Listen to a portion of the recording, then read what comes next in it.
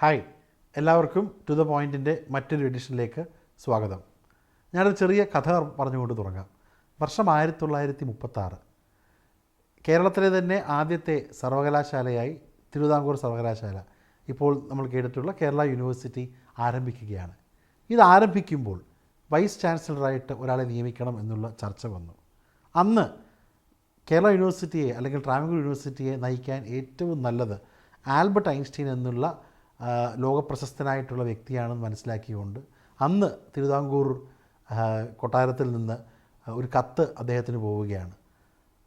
മാസം 6000 രൂപ ശമ്പളത്തിൽ ട്രാവൻകൂർ യൂണിവേഴ്സിറ്റിയുടെ വൈസ് ചാൻസലറായി അങ്ങേക്ക് വരാൻ പറ്റുമോ എന്നുള്ള ഒരു ഓഫറാണ് അന്ന് യൂണിവേഴ്സിറ്റി നൽകിയത്. ശ്രീധരമേനോൻ യൂണിവേഴ്സിറ്റിയെക്കുറിച്ചുള്ള ചരിത്രത്തിൽ പറയുന്ന ഒരു വസ്തുതയാണ്. ആ ഓഫർ അദ്ദേഹം നിരസിച്ചു. പിന്നീട് ഐൻസ്റ്റീൻ പ്രിൻസ്റ്റൺ യൂണിവേഴ്സിറ്റി പോയതൊക്കെ ചരിത്രത്തിൻ്റെ ഭാഗമാണ്. ഇന്ന് നമ്മൾ ചർച്ച ചെയ്യുന്നത് വിദ്യാഭ്യാസ രംഗത്തെക്കുറിച്ചാണ്. കേരളത്തിൽ ഏറ്റവും കൂടുതൽ പ്രതീക്ഷകളും ഇപ്പോൾ വിവാദങ്ങളും ഒക്കെ ഉണ്ടാകുന്ന ഈ രംഗത്തെക്കുറിച്ച് കൂടുതൽ കാര്യങ്ങൾ, വിദ്യാഭ്യാസത്തിൽ നമ്മൾ എന്ത് നേടി, നാം ഇനി എന്ത് നേടണം, എന്തൊക്കെ പ്രതിസന്ധികൾ നേരിടുന്നു എന്നുള്ളതാണ് നമ്മളോട് ഇന്ന് ചർച്ച ചെയ്യാൻ പോകുന്നത്.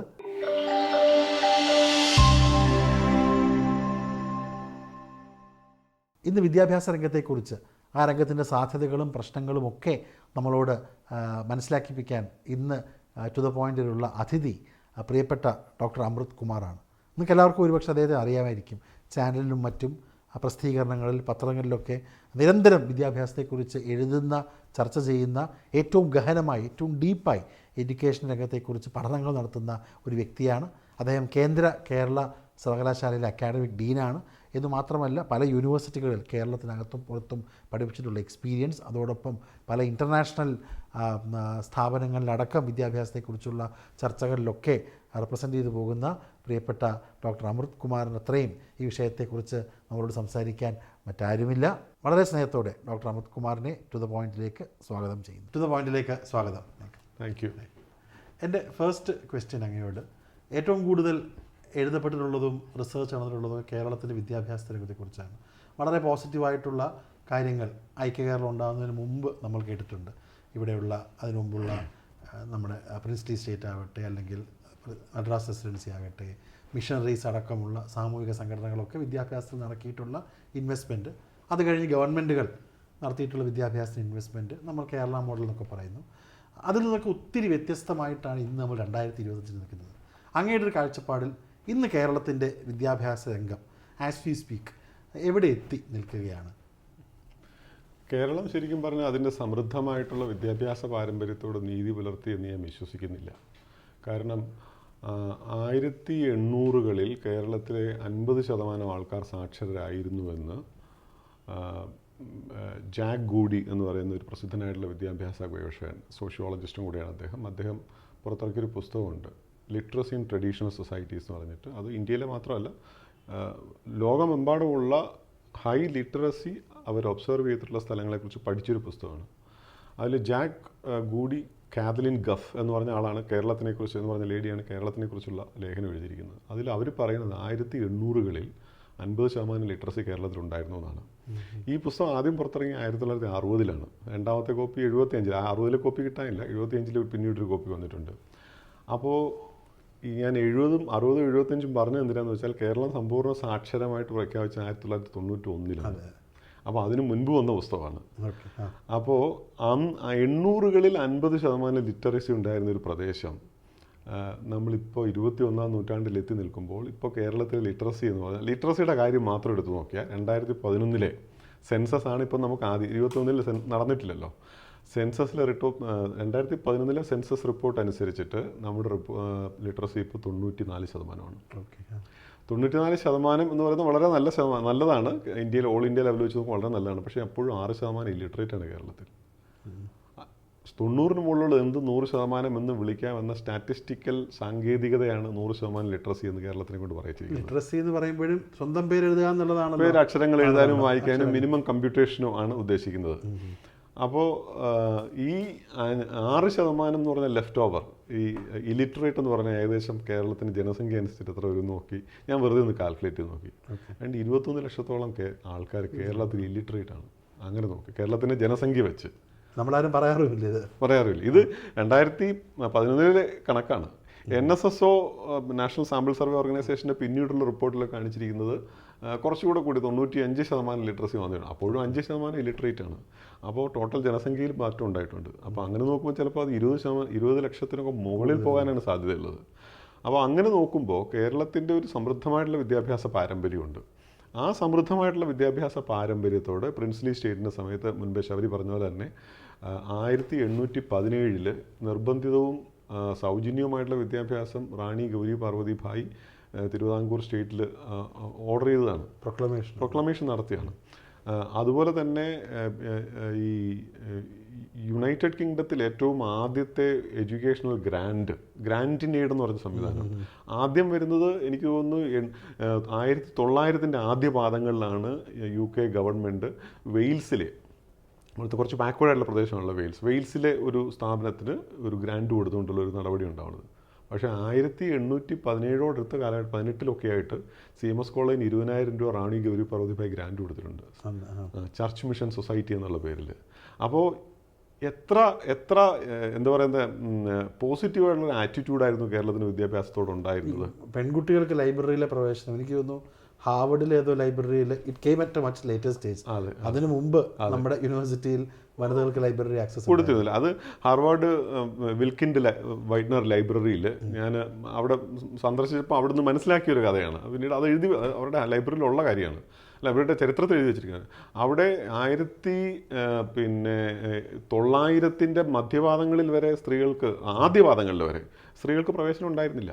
അതിനുശേഷം അവിടെ ഒരു ലേഡി കടന്നു കയറുക, ലേഡിയുടെ പേര് ഞാൻ പറഞ്ഞു, ലേഡി നുഴഞ്ഞു കയറി അവിടെ വലിയ വിപ്ലവം ഉണ്ടാകുന്നത്. അതിനുശേഷമാണ് അവിടെ ആദ്യമായിട്ട് ലൈബ്രറിയിൽ സ്ത്രീകളെ അനുവദിക്കുന്നത്. അതിനു മുൻപ് തന്നെ കേരളത്തിൽ ഇവിടെ സ്ത്രീകൾക്കും പുരുഷന്മാർക്കും എല്ലാവർക്കും, അത് വിവിധ ജാതി മത വിഭാഗങ്ങളിൽപ്പെട്ടവർക്ക് വിദ്യാഭ്യാസം കൊടുക്കണമെന്ന് റാണി ഗൗരി പാർവതി 1817 നീട്ടുവരുന്നുണ്ട്, ഉത്തരവ് വരുന്നുണ്ട്. അതുപോലെ തന്നെ വിവിധ ജാതി മത സംഘടനകൾ ഈ വിദ്യാഭ്യാസത്തിൻ്റെ മൂല്യം തിരിച്ചറിഞ്ഞിട്ട് ഇപ്പോൾ ബ്രിട്ടീഷുകാരുടെ കയ്യിലിരിക്കുന്ന എന്തോ ഒരു സാധനം നമുക്ക് വളരെ യൂസ്ഫുൾ ആണെന്ന് മനസ്സിലാക്കിയിട്ട് അവരതിനു വേണ്ടിയിട്ട് അത് നമുക്കും വേണം എന്ന് പറഞ്ഞിട്ട് പ്രയത്നിക്കുന്നുണ്ട്. ഇപ്പോൾ റോബിൻ ജെഫ്രിയുടെ ഡിക്ലൈൻ ഓഫ് നായർ ഡോമിനൻസ് അതുപോലെ തന്നെ മറ്റ് പുസ്തകങ്ങളൊക്കെ വായിച്ചാൽ അറിയാൻ സാധിക്കും.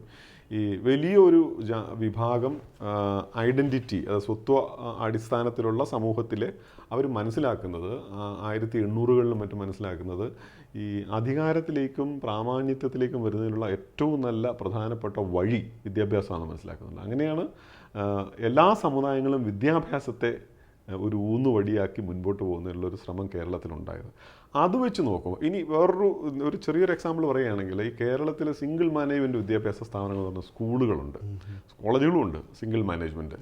അപ്പോൾ ഈ സിംഗിൾ മാനേജ്മെൻറ്റ് സ്കൂളുകൾ വന്നതിൻ്റെ ചരിത്രം എന്താണെന്ന് വെച്ചാൽ അന്നത്തെ കാലത്തെ നാട്ടുപ്രമാണിമാർ സ്വന്തം നാട്ടിലെ ആൾക്കാർക്ക് വിദ്യാഭ്യാസം ഇല്ലയെന്ന് മനസ്സിലായപ്പോൾ അവരുടെ സ്വന്തം സ്ഥലം വിട്ടുകൊടുത്ത് സ്വന്തമായിട്ട് അവിടെ കൂരയുണ്ടാക്കി, അന്ന് ഫുള്ളി ഫർണിഷ്ഡ് ബിൽഡിംഗ് ഒന്നും ആയിരിക്കില്ല, അവിടെ ആശാന്മാരെ അപ്പോയിൻറ്റ് ചെയ്ത് അവർക്ക് കയ്യിൽ നിന്ന് ശമ്പളം കൊടുത്ത് ഒക്കെ വിദ്യാഭ്യാസം നടത്തിയൊരു ചരിത്രം നമ്മുടെ കേരളത്തിലുണ്ട്.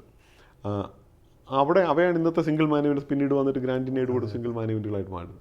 സ്കൂൾ വിട്ടുവരുന്ന പിള്ളേർക്ക് മോരും വെള്ളം കൊടുക്കുന്ന സമ്പ്രദായം വീടുകളുടെ ആ സ്കൂളിൻ്റെ പരിസരത്തെ ആൾക്കാർ മോരും വെള്ളം കൊടുക്കുമായിരുന്നു. ഇത് എത്ര പോസിറ്റീവുള്ളൊരു ആറ്റിറ്റ്യൂഡാണ് കാമരാജൻ്റെ സമയത്താണ്. അതിനൊക്കെ 80s വരുന്നത്. കാമരാജിൻ്റെ അതിൽ തന്നെ ഒരു തർക്കമുണ്ട്, കാമരാജാണോ MGR ആണോ എന്ന് അവർ തമ്മിൽ എപ്പോഴും, പക്ഷേ കാമരാജാണെന്നാണ് ബേസിക്കലി ഡേറ്റ കാണിച്ചു വരുന്നത്. തമിഴ്നാട് മുഴുവൻ ആക്കിയത് MGR ആണ്. അതെ. അപ്പോൾ അത്രയും വലിയൊരു വിദ്യാഭ്യാസ പാരമ്പര്യത്തിൻ്റെ ചരിത്രത്തോട് ഒരു ചരിത്രം എടുത്തു നോക്കുമ്പോൾ നമുക്ക് അതിനോട് നീതി പുലർത്താൻ സാധിച്ചിട്ടില്ല. അവിടെ ഞാൻ ചോദിക്കാനുള്ളൊരു കാര്യം, നമ്മൾ ഈ പഴയ ഹിസ്റ്ററിയൊക്കെ കേൾക്കുമ്പോഴേ നമുക്ക് ഗൂസ് ബംസ് വരുന്നു. പക്ഷെ അവിടെ നമ്മൾ ഇപ്പോഴത്തെ റിയാലിറ്റി ചെക്ക് നടത്തുകയാണെങ്കിൽ ഇപ്പം ഈ സ്കൂൾ വിദ്യാഭ്യാസത്തെക്കുറിച്ചുള്ള അസർ റിപ്പോർട്ടുണ്ട് പ്രഥമൊക്കെ നടത്തുന്നത്. അതിൽ പലതിലും പറയുന്നത് 9ാം ക്ലാസ്സിലെ ഒരു കുട്ടിക്ക് 6ാം ക്ലാസ്സിലെ അരിത്മെറ്റിക് ചെയ്യാൻ കഴിയുന്നില്ല, അല്ലെങ്കിൽ 8ാം ക്ലാസ്സിലെ കുട്ടിക്ക് 3ാം ക്ലാസ്സിലുള്ള ബേസിക് ഇംഗ്ലീഷ് പറയാൻ പറ്റുന്നില്ല. അല്ലെങ്കിൽ കോളേജുകളിലേക്ക് പോകുമ്പോഴും, ഞാനൊക്കെ പല കോളേജിലും സ്കൂളിലും ഒക്കെ പോകുന്നതാണ്, പല കുട്ടികളോട് സംസാരിക്കുമ്പോഴും സംവദിക്കുമ്പോഴും ഒക്കെ അവരുടെ ഒരു വിദ്യാഭ്യാസ സ്റ്റാൻഡേർഡിനെ കുറിച്ച് ആശങ്കയുണ്ട്. നമ്മൾ വെളിയിൽ പറയില്ല, കാരണം നോക്കുമ്പോൾ കേരളത്തിൻ്റെ വിദ്യാഭ്യാസം ബീഹാറിനേക്കാളും ഒക്കെ നല്ലതാണ്. പക്ഷേ as a professor, practising academician, ഈ ഇത്രയും കാലം അങ്ങയുടെ എക്സ്പീരിയൻസിൽ ഈ കുട്ടികളുടെ ക്വാളിറ്റിയിൽ വസ്തുനിഷ്ഠമായിട്ട് നോക്കുകയാണെങ്കിൽ ഒരു ഡിക്ലൈൻ ഉണ്ടായിട്ടുണ്ടോ, അതോ തോന്നുന്നതാണോ? തീർച്ചയായിട്ടും നമ്മൾ ഈ പറഞ്ഞ പഴയകാല ചരിത്രമായിട്ട് കമ്പയർ ചെയ്യുമ്പോൾ തീർച്ചയായിട്ടും ഉണ്ടായിട്ടുണ്ട്. ഇപ്പോൾ ഇന്നത്തെ കാലത്തെ ഒരു രീതി അനുസരിച്ച് നോക്കുകയാണെങ്കിൽ വിദ്യാഭ്യാസം പ്രധാനമായിട്ട് ന്യൂമറിക്കൽ നമ്പേഴ്സിൽ മെഷർ ചെയ്യുന്ന ഒരു സമ്പ്രദായമായിട്ട് മാറിയിട്ടുണ്ട്. അതായത് സ്റ്റേറ്റ് വിദ്യാഭ്യാസത്തെ കണക്കാക്കുന്നത് വിദ്യാർത്ഥികൾ എത്രമാത്രം അക്യൂർ ചെയ്തു എന്നുള്ളതിനേക്കാൾ ഉപരിയായിട്ട് പിന്നെ എൻറോൾമെൻറ്റ് റേഷ്യോയുടെ അടിസ്ഥാനത്തിലാണ്. എത്ര ശതമാനം ആൾക്കാർ എൻറോൾ ചെയ്യപ്പെട്ടു എന്നുള്ളതിൻ്റെ അടിസ്ഥാനത്തിലാണ് സ്റ്റേറ്റിനെ അതാണ് വിദ്യാഭ്യാസം എന്ന് പറയുന്നത്. അങ്ങനെ നോക്കുമ്പോൾ ക്വാളിറ്റിയുടെ അടിസ്ഥാനത്തിലേക്ക് വന്ന് നോക്കുമ്പോൾ ക്ലാസ് മുറിയിൽ എന്ത് നടക്കുന്നു എന്നുള്ള കാര്യം നമ്മൾ ഒത്തിരി വിട്ടുപോയിട്ടുണ്ട്. അപ്പോൾ സ്റ്റേറ്റ് ലെവലിലും ദേശീയ തലത്തിലും ഒക്കെ നോക്കുമ്പോൾ ധാരാളം ആൾക്കാരെ സ്കൂളുകളിലേക്ക് കൊണ്ടുവരാൻ സാധിച്ചു. ആ കൊണ്ടുവന്നവർക്ക് നൽകുന്ന വിദ്യാഭ്യാസത്തിൻ്റെ ഗുണനിലവാരത്തിന് അതിൻ്റെ തുല്യമായ ഗുണനിലവാരത്തെ ഉറപ്പുവരുത്തുന്നതിൽ ഒക്കെ എത്രത്തോളം വിജയിച്ചിട്ടുണ്ട് എന്ന് ചോദിച്ചാൽ ഒത്തിരി വീഴ്ചകൾ നമ്മളുടെ സ്റ്റേറ്റിൻ്റെ ഭാഗത്തുനിന്ന് ഉണ്ടായിട്ടുണ്ട്. ബേസിക് ലിറ്ററസിയും ന്യൂമറസിയും വലിയൊരു ഇഷ്യൂ ആയിട്ട് ഇപ്പോഴും നിലനിൽക്കും. അത് 2020 ദേശീയ വിദ്യാഭ്യാസ നയം പറയുന്ന പ്രധാനപ്പെട്ട കാര്യം തന്നെ ഫൗണ്ടേഷണൽ ലിറ്ററസിയും ഫൗണ്ടേഷണൽ ന്യൂമറസിയും അറ്റൈൻ ചെയ്യുന്നതിന് വേണ്ടിയിട്ട് വലിയ തീവ്രമായിട്ടുള്ള പ്രസ്ഥാനങ്ങൾ ഉണ്ടാവണമെന്നാണ് അതിൻ്റെ മുൻപോട്ട് വയ്ക്കുന്നത്. അതിൻ്റെ അർത്ഥം ദേശീയ തലത്തിൽ ഇതൊരു വലിയ പ്രശ്നമാണ്. കേരളത്തിൻ്റെ കാര്യത്തിലും നാഷണൽ സാമ്പിൾ സർവേ ഓർഗനൈസേഷൻ്റെ കാര്യം എടുത്തു നോക്കുകയാണെങ്കിൽ ബേസിക് ലിറ്ററസിയും ന്യൂമറസിയുടെയും കാര്യത്തിൽ കേരളം ഇനി ഒത്തിരി മുൻപോട്ട് പോകാനുണ്ട്. NCERT national council for education research and training നടത്തുന്നത് national sample survey national achievement survey. ഈ നാഷണൽ അച്ചീവ്മെൻറ്റ് സർവേയിൽ 3ാം ക്ലാസ്സിലെ ലെവലിലുള്ള വിദ്യാർത്ഥികളുടെ പിന്നെ ന്യൂമറസിയും ലിറ്ററസിയും അല്ല ആ കുട്ടികൾക്കുള്ളത്. 12ാം ക്ലാസ്സിലെ കുട്ടികളുടെ ന്യൂമറസിയും ലിറ്ററസിയും അല്ല ആ കുട്ടികൾക്കുള്ളത്.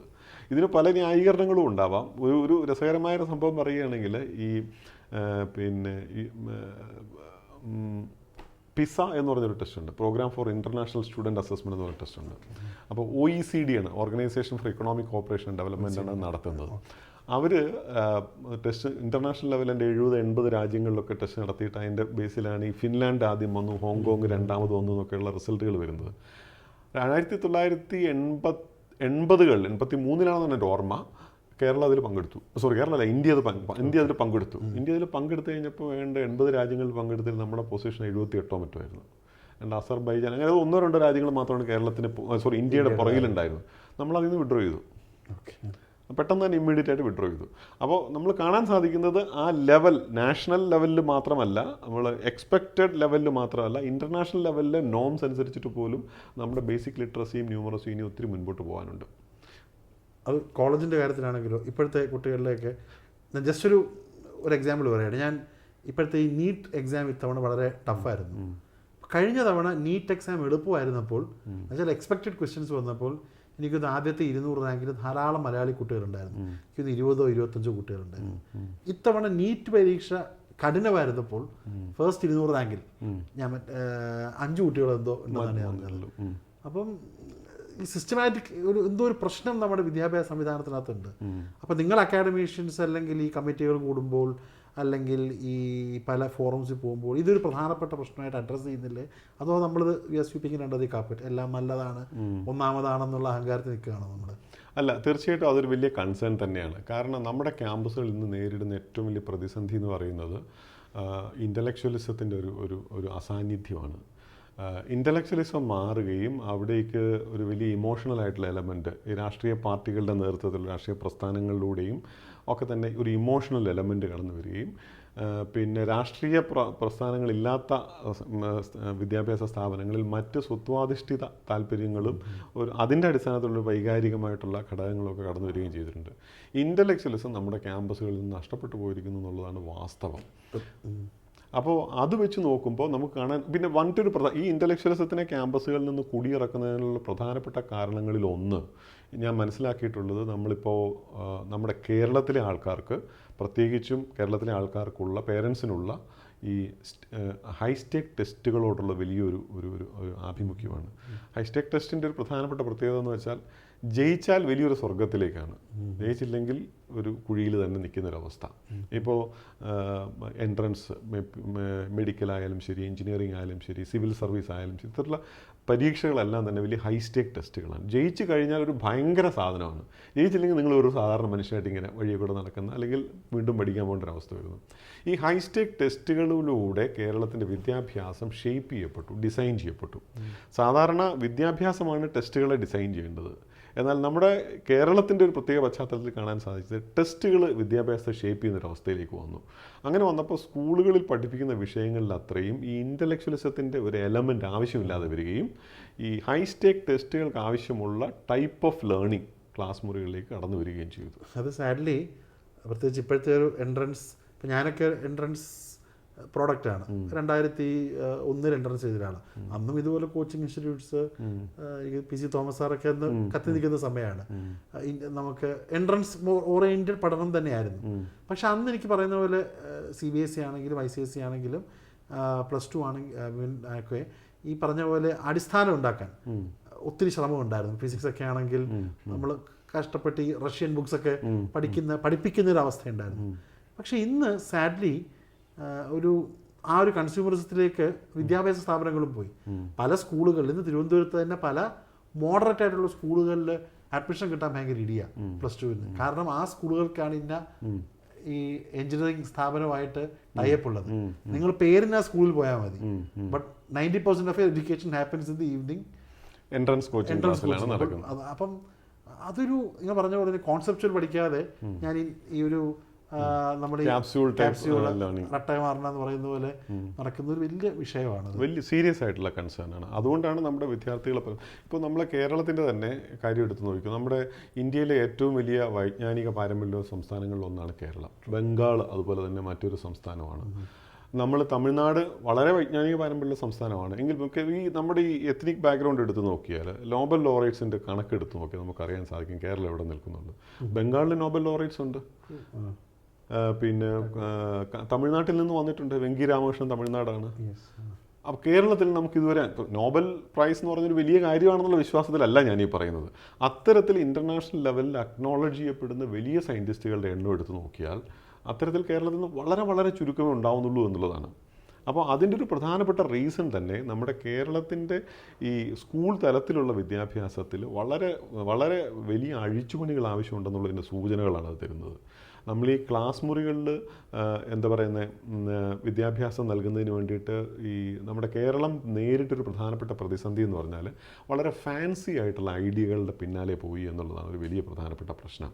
ഇപ്പോൾ DPEPയുടെ കാലത്തായാലും ശരി, അതിന് പിന്നീട് ശേഷം വന്നിട്ടുള്ള കാലത്തായാലും ശരി, ഈ ഒരു മാസ് മീഡിയ അല്ലെങ്കിൽ ഒരു തരത്തിൽ പറഞ്ഞ ഒരു മീഡിയ മാനിയ കേരളത്തിൻ്റെ വിദ്യാഭ്യാസത്തിന് 1990-കൾ തൊട്ടേ ഉണ്ട് എന്നാണ് ഞാൻ മനസ്സിലാക്കുന്നത്. ഈ ആദ്യമേ തന്നെ സാക്ഷരത, സമ്പൂർണ്ണ സാക്ഷരത എന്ന് പറഞ്ഞ് പ്രഖ്യാപിക്കുമ്പോൾ നമുക്ക് 91% മറ്റുള്ളൂ സാക്ഷരത. ടെക്നിക്കലി കറക്റ്റാണ്, 90-ന് മുകളിലല്ല 100% എന്ന് പറയാമെങ്കിൽ പോലും അതിനുശേഷം നവസാക്ഷരരെല്ലാം തന്നെ നിരക്ഷരരായിട്ട് വീണ്ടും മാറി. അന്ന് 91-ൽ അക്ഷരം എഴുതാൻ പഠിച്ച നവസാക്ഷരർ 3 വർഷം കഴിഞ്ഞ് വീണ്ടും ഒരു ടെസ്റ്റ് നടത്തിയപ്പോൾ അവരെല്ലാം നിരക്ഷരരായിട്ട് മാറി.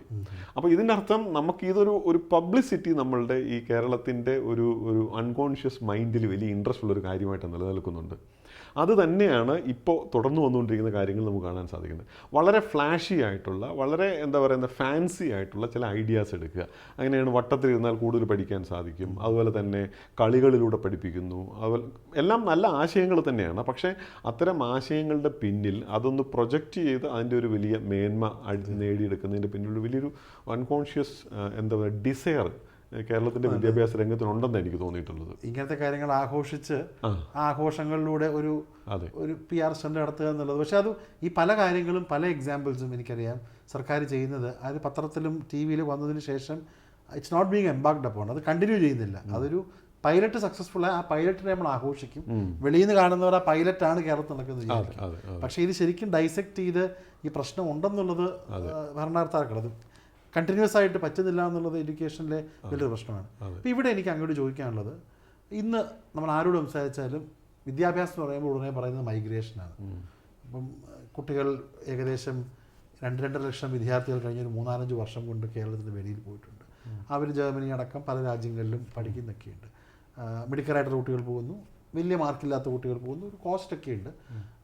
മൈഗ്രേഷൻ ഓഫ് സ്റ്റുഡൻസ് പണ്ടും ഉണ്ടായിട്ടുണ്ട്. അങ്ങ് അതിനെ എങ്ങനെയാണ് കാണുന്നത്? ഒരു ഹെൽത്തി മൈഗ്രേഷൻ നല്ലതാണോ, അതോ പലരും പറയുന്ന പോലെ ഈ കുട്ടികളെല്ലാം തിരികെ കൊണ്ടുവരണമെന്ന് പറയുന്നത്? What's your take on? അതൊരു എക്സോഡസ് ആണോ, അതൊരു മൈഗ്രേഷൻ ആണോ, ഹെൽത്തി ആണോ?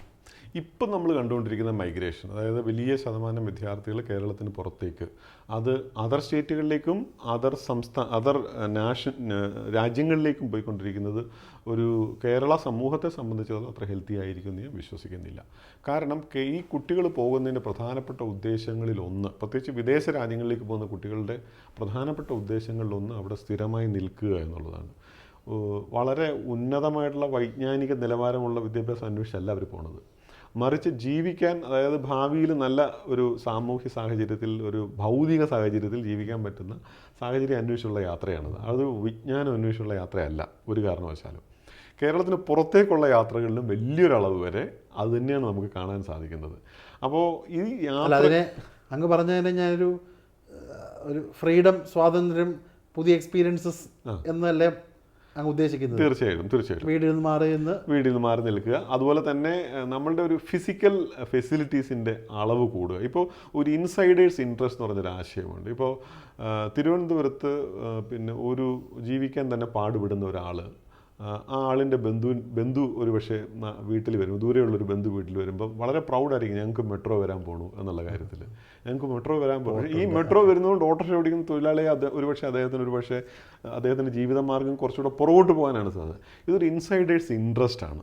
ഈ ഇൻസൈഡേഴ്സ് ഇൻട്രസ്റ്റ് എന്ന് പറഞ്ഞ ആശയം നമ്മളുടെ എല്ലാം അൺകോൺഷ്യസ് മൈൻഡിലുള്ള, നമുക്കൊരു പ്രയോജനവും ഇല്ലെങ്കിൽ ഒരു എയർപോർട്ട് വരുന്നു, ഞാൻ ഒരിക്കൽ പോലും ഫ്ലൈറ്റിൽ കയറാൻ പോകുന്ന ആളല്ലെങ്കിൽ പോലും, അതുകൊണ്ട് ചില്ലറ സ്പിൽ ഓവർ ഇമ്പാക്റ്റ് ഒക്കെ എനിക്കുണ്ടാവാം, പക്ഷേ എങ്കിൽ പോലും I will be very proud about it. ഞങ്ങളുടെ നാട്ടിൽ വളരെ അടുത്താണ് എൻ്റെ വീടെന്ന് പറയും. നമുക്ക് അതുകൊണ്ട് അവിടെ ഒരു ഹോട്ടൽ പോലും നമ്മൾ നടത്തുന്നുണ്ടാവില്ല. എയർപോർട്ടിൻ്റെ വളരെ അടുത്താണ് എൻ്റെ വീട്. ഒരിക്കൽ പോലും എയർപോർട്ടിൽ കയറിയിട്ടുണ്ട്, ഫ്ലൈറ്റിൽ കയറിയിട്ടുണ്ട്. ഇതൊരു ഇൻസൈഡേഴ്സ് ഇൻട്രസ്റ്റ് ആണ്. അപ്പോൾ ഇത്തരത്തിലൊരു ഇൻസൈഡേഴ്സ് ഇൻട്രസ്റ്റ് അന്വേഷിച്ച് പോവുക എന്നുള്ളതാണ് ഒരു പ്രധാനപ്പെട്ട, നമ്മുടെ ഉള്ളിൽ ഉറങ്ങിക്കിടക്കുന്ന ഇൻസൈഡേഴ്സ് ഇൻട്രസ്റ്റിനെ ഉണർത്തുന്ന ഒരു വലിയ ഒരു ടൂൾ, ഒരു ഇൻ്റലക്ച്വൽ ടൂള് വളരെ ആക്റ്റീവാണ്. ആ ആക്റ്റീവായത് ഡിജിറ്റൽ ഫെസിലിറ്റിയോട് കൂടിയിട്ടാണ്. അത് വേറൊന്നുമല്ല, കമ്പാരിസൺ എന്ന് പറഞ്ഞൊരു ആശയമാണ്. താരതമ്യം ചെയ്യുക എന്നുള്ള മനുഷ്യൻ്റെ ഒരു കഴിവിനെ ഈ ഡിജിറ്റൽ വേൾഡ് കുറച്ചുകൂടെ ഈസ്ഫുൾ ആക്കി മാറ്റിയിട്ടുണ്ട്. കമ്പാരിസൺ, വേറെ ഇൻ്റലക്ച്വൽ അനലിറ്റിക്കൽ അത്തരം കാര്യങ്ങളൊന്നുമല്ല, താരതമ്യം ചെയ്യുക എന്നുള്ള കാര്യത്തിൽ. അതായത് ഇപ്പോൾ മറ്റുള്ള പ്രദേശത്ത്, ഇപ്പം ബാംഗ്ലൂരുള്ള ഒരു സ്ഥാപനത്തിൽ പഠിച്ചാൽ എത്ര രൂപയാവും, UK വാർവിക്കിലുള്ള ഒരു യൂണിവേഴ്സിറ്റി പഠിച്ചാൽ എത്ര രൂപയാകും, ഇതൊക്കെ ഇപ്പം നമുക്ക് കമ്പയർ ചെയ്യാൻ പറ്റും. സ്ഥാപനങ്ങളുടെ സൗകര്യങ്ങൾ കമ്പയർ ചെയ്യാൻ പറ്റും. ഒക്കെ ഈ കമ്പാരിസൺ എന്ന് പറയുന്നൊരു സാധനം ഭയങ്കരമായിട്ട് ഗ്രോ ചെയ്തു. പ്രത്യേകിച്ച് ഈ ആർട്ടിഫിഷ്യൽ ഇൻ്റലിജൻസിൻ്റെ കാലഘട്ടത്തിൽ കമ്പാരിസൺ ഭയങ്കര സ്ട്രോങ് ആണ്. ഈ കമ്പാരിസൻ്റെ സ്ട്രെങ്തിൻ്റെ ഒരു പ്രധാനപ്പെട്ട ഗുണമെന്ന് പറഞ്ഞാൽ, ഈ കമ്പാരിസൺ നമ്മളുടെ ഉള്ളിൽ ഉറങ്ങിക്കിടക്കുന്ന ഒരു ഡെമോൺസ്ട്രേഷൻ ഇഫക്റ്റിനെ ടച്ച് ചെയ്യും. ഡെമോൺസ്ട്രേഷൻ ഇഫക്റ്റ് ഈ എക്കണോമിക്സിലൊരു ആശയമാണ് ഡെമോൺസ്ട്രേഷൻ ഇഫക്റ്റ്. ഹയർ ഇൻകം ഗ്രൂപ്പിൻ്റെ സ്പെൻഡിങ് പാറ്റേൺ ഫോളോ ചെയ്യാനുള്ള ലോവർ ഇൻകം ഗ്രൂപ്പിൻ്റെ ഒരു ടെൻഡൻസിയാണ് ഡെമോൺസ്ട്രേഷൻ ഇഫക്റ്റ് എന്ന് പറയുന്നത്. ഈ വിദേശ രാജ്യങ്ങളിലേക്ക് പോകുന്ന നമ്മുടെ വിദ്യാർത്ഥികളിൽ പ്രധാനമായിട്ട് വർക്ക് ചെയ്യുന്ന രണ്ട് കാര്യങ്ങൾ ഞാൻ പറഞ്ഞു, വളരെ അൺകോൺഷ്യസ് ആയിട്ടുള്ള രണ്ട് കാര്യങ്ങൾ ഞാൻ വിശ്വസിക്കുന്നു. ഒന്നൊരു വലിയ ഡെമോൺസ്ട്രേഷൻ ഇഫക്റ്റിൻ്റെ ടെംപ്റ്റേഷനാണ്. രണ്ട്, ഒരു ഇൻസൈഡേഴ്സ് ഇൻട്രസ്റ്റ്. അവിടെ എത്തിക്കഴിഞ്ഞാൽ പിന്നെ ഇവിടെയൊക്കെ ഇങ്ങനെയാണ് കേട്ടോ, നിങ്ങൾ ഇപ്പോഴും അവിടെയൊക്കെ ഇങ്ങനെ, നാട്ടിൽ ഒരു മാസം അവധിക്ക് വന്നാൽ അവിടെയൊക്കെ ഞങ്ങൾ ഇങ്ങനെയാണ്, ഇവിടെ ഇപ്പോഴും ഇങ്ങനെയൊക്കെ തന്നെയാണല്ലേ. പക്ഷേ അവിടുത്തെ ഒരു സത്യാവസ്ഥ, എൻ്റെ ഒരു ഫ്രണ്ട് എന്നോട് സ്കൂളിൽ പഠിച്ച അജു, ജർമ്മനി വിഷയത്തെക്കുറിച്ച് പഠിക്കുന്ന ഒരാളാണ്. അപ്പോൾ അദ്ദേഹത്തിൻ്റെ ഒരു പോഡ്കാസ്റ്റ് ഞാൻ കേൾക്കുമായിരുന്നു. നമ്മുടെ വിദേശത്ത് പഠിക്കുന്ന പല വിദ്യാർത്ഥികളും വലിയ ബുദ്ധിമുട്ടിലാണ്. ഈ പല കോളേജുകളും അവിടെ ചെല്ലുമ്പോഴാണ് കോളേജുകളുടെ മേന്മയില്ലായ്മയെ കുറിച്ച് അറിയുന്നത്. പലരും ഇടയ്ക്കൊരു വീഡിയോ ഉണ്ടായിരുന്നു ഒരു ചാനലിൽ, ഈ ജർമ്മനിയിലൊക്കെ ആഴ്ചയിലൊരിക്കൽ ഫ്രീ ഫുഡ് കൊടുക്കുന്നിടത്ത് ഏറ്റവും കൂടുതൽ വന്ന മലയാളി കുട്ടികളാണ്. ഈ ഗിഗ് ഇക്കോണമിയിൽ അവർക്ക് തന്നെ വരുമാനമുണ്ടാക്കുന്ന നല്ല കാര്യം, പക്ഷേ ഗിഗ് ഇക്കോണമിയിൽ മാത്രം ജോലി ചെയ്ത് അവിടെ നിന്ന് ഗ്രാജുവേറ്റ് ചെയ്ത് പോയ പിള്ളേർ, ഈ പറഞ്ഞ സ്വിഗ്ഗി പോലെ റാപ്പിഡോ പോലെ വർക്ക് ചെയ്യുന്ന ആൾക്കാർ ഇഷ്ടംപോലെ മലയാളി കുട്ടികൾ അവിടെ ഉണ്ട്. അപ്പോൾ പലർക്കും അങ്ങനെ ഒരു സ്ഥായിയായിട്ടുള്ള ജോലി ലഭിക്കാൻ പറ്റുന്നില്ല എന്നുള്ള ഒരു പരാതിയുണ്ട്. ഇവിടെ ഞാൻ ചോദിക്കുന്ന മറ്റൊരു ചോദ്യം, ഇതിനൊരു ഇക്കണോമിക് കോസ്റ്റ് ഉണ്ട്. ഒരു 2.5 ലക്ഷം മലയാളി വിദ്യാർത്ഥികൾ കഴിഞ്ഞ 5-6 വർഷം കൊണ്ട് പോയി. ഒരു ആവറേജ് 20 ലക്ഷം 25 ലക്ഷം രൂപയാണ് ഇവർ പോകുന്നത്. നമ്മുടെ നാട്ടിലെ ഗ്രാമങ്ങളിലുള്ള സാധാരണ കുട്ടികളും പോകുന്നുണ്ട്. അവർ പോകുന്നത് ലോൺ എടുത്താണ്. മിനിയാന്ന് എനിക്കറിയാവുന്ന ഒരാൾ, അദ്ദേഹം ഒരു പാസ്റ്ററാണ്. അദ്ദേഹത്തിൻ്റെ മകൻ ഒരു വിദേശത്ത് പഠിച്ചുകൊണ്ടിരിക്കുകയാണ്. അപ്പം അവൻ്റെ വിദേശത്തെ പഠനം കഴിയാറായി. പാസ്റ്റർ ഈ മകൻ്റെ വിദ്യാഭ്യാസത്തിന് വേണ്ടി വീട് ലോൺ എടുത്തേക്കാണ്. അതിൻ്റെ വീട് പക്ഷേ ലോൺ കിട്ടിയത് എഡ്യൂക്കേഷൻ ലോണല്ല, മറ്റൊരു ലോണാണ്, കാർഷിക ലോൺ എന്തോ. വീടിപ്പോൾ ജപ്തി ചെയ്യാൻ പോവുകയാണ്. അപ്പോൾ അദ്ദേഹം ഇപ്പോൾ ഒരു വാടക വീട്ടിലോട്ട് വരാണ്. രാവിലെ എൻ്റെ വീട്ടിൽ വന്നത് കഴിഞ്ഞ ദിവസം. ഈ വാടക വീട്ടിൽ താമസിക്കുമ്പം ഇനിഷ്യൽ ഡെപ്പോസിറ്റ് കൊടുക്കണം. അതിന് ഒരു സാറിന് ചെറിയ സഹായം തരുമെന്ന് ചോദിച്ചാണ് അദ്ദേഹം പറയുന്നത്.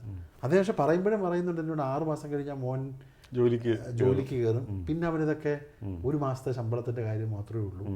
അപ്പം ഇത്രത്തോളം പണം ഒരു കണക്ക് കൂട്ടിയാൽ 10-20,000 കോടി രൂപയുണ്ട് മിനിമം. അത് കേരളത്തിൽ നിൽക്കേണ്ട പൈസയാണ്, ഇവിടുത്തെ ഡെവലപ്മെൻറ്റ് ഉപയോഗിക്കേണ്ട പണമാണ്. ആ പണം നേരെ വിദേശത്തേക്ക് പോവുകയാണ്. അപ്പം അതൊരു വലിയൊരു ഇക്കണോമിക് ഇഷ്യൂ അല്ലേ, സർക്കാർ അഡ്രസ് ചെയ്യേണ്ടതില്ലേ? തീർച്ചയായിട്ടും. അതിൻ്റെ പിന്നിലൊരു വലിയൊരു ബാക്ക്ഗ്രൗണ്ടും കൂടെ ഉണ്ട് ശബരി. കാരണം കേരളത്തിൽ ഒരു വലിയ തോതിൽ മധ്യവർഗം ശക്തി പ്രാപിച്ചു വരികയാണ്. ഇക്കണോമിക് മിഡിൽ ക്ലാസ് ഭയങ്കരമായിട്ട് ശക്തി പ്രാപിക്കുക. ഞാൻ അതിൻ്റെ കണക്ക് മറ്റൊരു ആവശ്യം വേണ്ടി കുറച്ച് നാളുകൾക്ക് മുൻപ് നോക്കിയിരുന്നു. നാഷണൽ സാമ്പിൾ സർവേ ഓർഗനൈസേഷൻ്റെ കണക്കുകൾ മാത്രം എടുത്ത് നോക്കിയാൽ മന്ത്ലി പെർ ക്യാപിറ്റ കൺസംഷൻ കേരളത്തിലേത് ഒരു കഴിഞ്ഞ 10 വർഷത്തെ എടുത്ത് നോക്കുക. അതായത് 2011 തൊട്ട് 18 വരെയുള്ള കണക്കുകളാണ് ഞാൻ എടുത്തു നോക്കിയപ്പം 50% വർദ്ധിച്ചിരിക്കുകയാണ് ഈ per capita spending per month consumption. അപ്പോൾ ഈ സ്പെൻഡിങ് വർദ്ധിച്ചിരിക്കുന്നതിൻ്റെ ഒരു ഇൻകം ഗ്രൂപ്പിനെയും കൂടെ എടുത്ത് നോക്കിയാൽ നമുക്ക് അതിൻ്റെ ബാക്ക്ഗ്രൗണ്ട് പിടി കിട്ടും. ഈ 30%-നും 80%-നും ഇടയിലുള്ള ആൾക്കാരാണ് ഈ ഇൻകം ഗ്രോത്തിൻ്റെ മേജർ കോൺട്രിബ്യൂട്ടേഴ്സ്. മറ്റവർക്കൊന്നും പൈസ കൂടിയാൽ ഇപ്പോൾ എനിക്ക് ഒരു കോടീശ്വരന് വീണ്ടും അനദർ 2 crore ഒരു മാസം കിട്ടിയാൽ അയാൾ കൂടുതൽ ആഹാരം കഴിക്കാൻ പോകണില്ല, കൂടുതലായിട്ടൊന്നും ചെയ്യാൻ പോകണില്ല. ഇങ്ങനെ ഈ മിഡിൽ ഇൻകം ഗ്രൂപ്പിന് കയ്യിലേക്ക് പണം വന്നാൽ കൂടുതൽ സ്പെൻഡ് ചെയ്യപ്പെടും എന്നുള്ളതാണ്. പൈസ കൂടുതലുള്ളവർക്ക് അങ്ങനെ വരുന്നില്ല എന്നുള്ളതാണ്. അപ്പോൾ ഇതിൻ്റെ ഒരു പ്രധാനപ്പെട്ട പ്രത്യേകത എന്ന് പറഞ്ഞാൽ ഇവർക്ക് ചെറിയൊരു ബാങ്ക് ലോണും കൂടെ ഫിറ്റ് ചെയ്താൽ പിള്ളേരെ വെളിയിലേക്ക് വിടാവുന്നൊരവസ്ഥ വരും. അതിന് കേരളത്തിലെ സാഹചര്യം വലിയൊരു അളവ് വരെ കാരണം ഉണ്ടാക്കുന്നുണ്ട്. എങ്ങനെയാണെന്ന് വെച്ചാൽ കേരളത്തിൽ നമ്മുടെ എയ്ഡഡ് കോളേജുകളും ഗവൺമെൻറ് കോളേജുകളിലും ഒക്കെ തന്നെ വളരെ ട്രഡീഷണൽ ആയിട്ടുള്ള കോഴ്സുകളാണ് നിലനിൽക്കുന്നത്. MA, അതുപോലെ MSc അതുപോലുള്ള കോഴ്സുകൾ. പുതിയ കോഴ്സുകൾ കേരളത്തിലുണ്ട്. അത് മുഴുവൻ കേരള ഗവൺമെൻറ് കൊടുത്തിരിക്കുന്നത് എയ്ഡഡ് കോളേജുകളിലകത്ത് സെൽഫ് ഫിനാൻസിങ് ആയിട്ടാണ്. ഇത് വളരെ തന്ത്രപരമായിട്ട് ഒരു പബ്ലിക് ഇൻസ്റ്റിറ്റ്യൂഷൻ്റെ അകത്തേക്ക് ഒരു പ്രൈവറ്റൈസേഷൻ കടത്തിവിടുന്നതിന് തുല്യമായിട്ടുള്ളൊരു മാർഗ്ഗമാണത്. അപ്പോൾ ഈ പ്രൈവറ്റ് എയ്ഡഡ് കോളേജുകളെല്ലാം തന്നെ ഇപ്പോൾ നിലനിന്നു പോകുന്നത് ഇതിൻ്റെ ഇൻകത്തിൽ. കാരണം ഗവൺമെൻറ്റിൻ്റെ മെയിൻ്റനൻസ് ഗ്രാൻഡിന് വളരെ തുച്ഛമായ മെയിൻ്റനൻസ് ഗ്രാൻഡാണ് കൊടുക്കുന്നത്. അപ്പോൾ ഈ കിട്ടുന്ന പൈസയിലാണ് അവരത് മാനേജ് ചെയ്ത്. പിന്നെ വേറെ മറ്റു പല സോഴ്സുകളും ഉണ്ട്. അപ്പോൾ ഈ പൈസ നോക്കുമ്പോഴത്തേക്കും ഒരു ഫുഡ് സയൻസ് ആൻഡ് ടെക്നോളജി എന്ന് പറഞ്ഞൊരു കോഴ്സ് എടുത്ത് നോക്കുമ്പോൾ നമ്മുടെ കേരളത്തിൽ എവിടെയും ഒരു ഗവൺമെൻറ് സ്ഥാപനത്തിൽ ഒരു കോളേജിൽ ഇതുണ്ടെന്ന് ഞാൻ വിശ്വസിക്കുന്നില്ല. ഉണ്ടെങ്കിൽ I'm subject to correction. എവിടെയും ഉണ്ടെന്ന് ഞാൻ വിശ്വസിക്കുന്നില്ല. ഉണ്ട്, സെൽഫ് ഫിനാൻസിങ്ങിലുണ്ട്. ഇതിൽ ചെയ്യുമ്പോൾ ഒരു കുട്ടിക്ക് ജോയിൻ ചെയ്യാൻ വേണ്ടി ചെല്ലുമ്പോൾ നമ്മൾ ചോദിക്കുന്ന ഫീസ് ചോദിക്കുമ്പോൾ പഠിച്ചിട്ട് ഇറങ്ങുമ്പോൾ ചിലപ്പോൾ 1 ലക്ഷം രൂപ, ഫോർ അപ്രോക്സിമേറ്റ് എമൗണ്ട്, നമുക്ക് ഒരു ടെൻറ്റേറ്റീവ് ആയിട്ടുള്ളൊരു എമൗണ്ടാണ്. 1 ലക്ഷം രൂപയാകുമെന്ന് പറഞ്ഞെന്ന് വിചാരിക്കാം. ഇപ്പോൾ ഇവർ ആലോചിച്ച് നോക്കുന്നത് 2 ലക്ഷം രൂപ കൊടുത്താൽ ബാംഗ്ലൂർ കിട്ടും. ബാംഗ്ലൂർ ഒരു യൂണിവേഴ്സിറ്റി NIRF റാങ്കിങ്ങിൽ വളരെ മുകളിൽ നിൽക്കുന്നത്. അതൊരു ഭയങ്കര നല്ല ഇൻസ്റ്റിറ്റ്യൂട്ടിലാണ്. കുട്ടിക്ക് അതിനേക്കാൾ ഇൻട്രസ്റ്റ് ആയിരിക്കും ബാംഗ്ലൂർ പോകാനായിട്ട്. അപ്പോൾ പേരൻ്റ് വിചാരിക്കുന്നത് ഈ 1 ലക്ഷം രൂപ ഇവിടെ കൊടുക്കുന്നതിനേക്കാൾ ബെറ്റർ അല്ലേ 2 ലക്ഷം രൂപ അവിടെ കൊടുക്കുക എന്ന് പറയുന്നത്. അത് അവർ കുറച്ചും കൂടെ ആലോചിച്ച് നോക്കുമ്പോൾ അതിലും കുറച്ചും കൂടെ പൈസ ഇട്ടാൽ പിന്നെ കുറച്ച് ബാങ്ക് ലോണും കുറച്ച് പണയവും ഒക്കെ കൂടെ വെച്ച് കഴിഞ്ഞാൽ വേണം UK വിടാം എന്നുള്ളതാണ്, അല്ലെങ്കിൽ US വിടാം എന്നുള്ളതാണ്. അപ്പോൾ ഇതിനൊരു സാഹചര്യം ഉണ്ടാക്കി കൊടുത്തിരിക്കുന്നത് ഇവിടെയാണ്. ഇത്തരത്തിലുള്ള മോഡേൺ കോഴ്സുകൾ, ടെക്നോളജിക്കലി ഓറിയൻറ്റഡ് ആയിട്ടുള്ള കോഴ്സുകളൊന്നും തന്നെ നമ്മുടെ ഗവൺമെൻറ് എയ്ഡഡ് സ്ഥാപനങ്ങളിൽ ലഭ്യമല്ല എന്നുള്ളതാണ്. അങ്ങനെ വരുമ്പോഴാണ് ഈ ഒരു കമ്പാരിസൺ, ഞാൻ നേരത്തെ പറഞ്ഞ താരതമ്യമാണ് ഇതിൻ്റെയൊക്കെ ഒരു പ്രധാനപ്പെട്ട ഒരു ആസ്പെക്റ്റ് വരുന്നത്. ഫീസ് കമ്പയർ ചെയ്യാൻ പറ്റും, ഹോസ്റ്റൽ ഫീ കമ്പയർ ചെയ്യാൻ പറ്റും, സൗകര്യങ്ങൾ കമ്പയർ ചെയ്യാൻ പറ്റും. പിന്നെ നമ്മുടെ ഒരു സ്മാർട്ട് അപ്പിയറൻസ് എന്ന് ആലോചിച്ച് നോക്കുക. നമ്മുടെ ഗവൺമെൻറ് കോളേജുകളുടെ അപ്പിയറൻസ് എന്ന് പറയുന്നത് ഇപ്പോഴത്തെ കുട്ടികളുടെ ഒരു പ്രധാനപ്പെട്ട ക്രൈറ്റീരിയൻസിലൊന്നാണ് ഈ അപ്പിയറൻസ് എന്ന് പറയുന്നത്. ഇപ്പോൾ അവർ വിചാരിക്കുന്നത് ഫസ്റ്റ് അവർ കഴിഞ്ഞിട്ട് എനിക്കൊന്ന് ഹാങ് ഔട്ട് ചെയ്യണം, ഒരു സ്റ്റാർബക്സിൽ പോകണം. നമ്മുടെ കേരളത്തിൽ ഞാൻ പറഞ്ഞത് വിദേശ കുത്തകളെ ക്യാമ്പസിലേക്ക് വരുത്തുക എന്നുള്ളൊരു ഉദ്ദേശമല്ല ഞാൻ പറയുന്നത്.